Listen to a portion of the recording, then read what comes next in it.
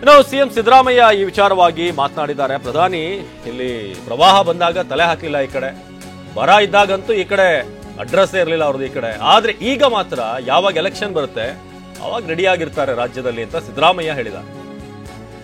ಚುನಾವಣೆ ಯಾವಾಗಿರುತ್ತೆ ಆಗ ಮೋದಿ ಪ್ರೆಸೆಂಟ್, ಬೇರೆ ಟೈಮಲ್ಲಿ ಆಬ್ಸೆಂಟ್ ಅನ್ನೋ ಅರ್ಥದಲ್ಲಿ ಈಗ ಹೇಳಿರೋದು ಸಿದ್ದರಾಮಯ್ಯ. ವಾಗ್ದಾಳಿ ನಡೆಸಿದ್ದಾರೆ. ಪ್ರವಾಹ ಬಂದಾಗ ಬರಲಿಲ್ಲ, ಊರುಗಳು ಮುಳುಗಿ ಹೋಗ್ತಾ ಇದ್ವು, ಆಗ ಸೈಲೆಂಟ್ ಆಗಿದ್ರು. ಆದ್ರೆ ಈಗ ಎಲೆಕ್ಷನ್ ಇದೆ, ಏನೋ ಜನರಿಂದ ಲಾಭ ಇದೆ ಅಂತ ಗೊತ್ತಾದಾಗ ಕರೆಕ್ಟ್ ಟೈಮಿಗೆ ಹಾಜರಿರ್ತಾರೆ ಅಂತ ಸಿಎಂ ಸಿದ್ದರಾಮಯ್ಯ. ಪ್ರಧಾನಿ ರಾಜ್ಯ ಪ್ರವಾಸಕ್ಕೆ ಅದರ ಬಗ್ಗೆ ಕಿಡಿಕಾರಿದ್ದಾರೆ.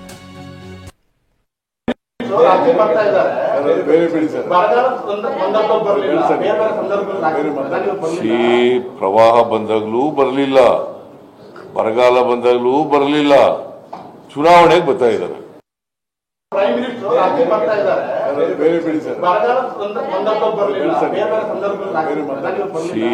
ಪ್ರವಾಹ ಬಂದಾಗ್ಲೂ ಬರಲಿಲ್ಲ, ಬರಗಾಲ ಬಂದಾಗ್ಲೂ ಬರಲಿಲ್ಲ, ಚುನಾವಣೆಗೆ ಬರ್ತಾ ಇದ್ದಾರೆ.